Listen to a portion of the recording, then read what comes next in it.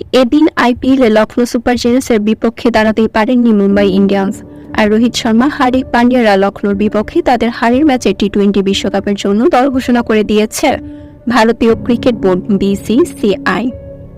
দলে এসেছে একাধিক চমক, তাই তো শেষ পর্যন্ত শুভমান গিলের সুযোগ হলো না ভারতীয় বিশ্বকাপ দলে। তবে কঠিন পরিস্থিতিতে দাঁড়িয়ে থেকেও সহ অধিনায়ক হিসেবে হার্দিক পান্ডিয়া বিশ্বকাপ দলে জায়গা পেয়েছে। আজকের ম্যাচেও যে হার্দিক পান্ডিয়া ডাক মেরেছে, কিন্তু তার ওপর ভারতীয় বিসিসিআই ভরসা রেখেছেন। ভারতীয় বিশ্বকাপ দলে জায়গা হয়েছে ঋষভ পান্ট, শিবম ডুবে, সঞ্জু স্যামসনের, বাদ পড়েছেন রিঙ্কু সিং। তবে এ দলের সবচেয়ে বড় চমক ছিল লোকেশ রাহুলের বাদ পড়াটা।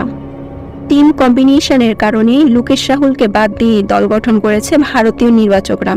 এবারের বিশ্বকাপে ভারতকে নেতৃত্ব দেবেন রোহিত শর্মা। আর রোহিত শর্মার দলে অবশেষে ফিরতে হলো হার্দিক পান্ডিয়াকে। তবে কি রোহিত শর্মা এবার হার্দিক পান্ডিয়াকে বুঝিয়ে দেবেন তার সাথে করা আচরণগুলোর জবাব? বিরাট কোহলিকে নিয়ে আলোচনা সমালোচনা চলছিল, কিন্তু কিং কোহলিকে বাদ দেওয়ার মতো সাহস করতে পারেননি ভারতীয় নির্বাচকরা। আলোচনা থাকলেও ভারত শেষ পর্যন্ত বিরাট কোহলিকে নিয়েই বিশ্বকাপের মঞ্চে পা রাখতে চলেছেন। চলুন এক নজরে দেখে নেওয়া যাক ভারতের টি-20 বিশ্বকাপের স্কোয়াড।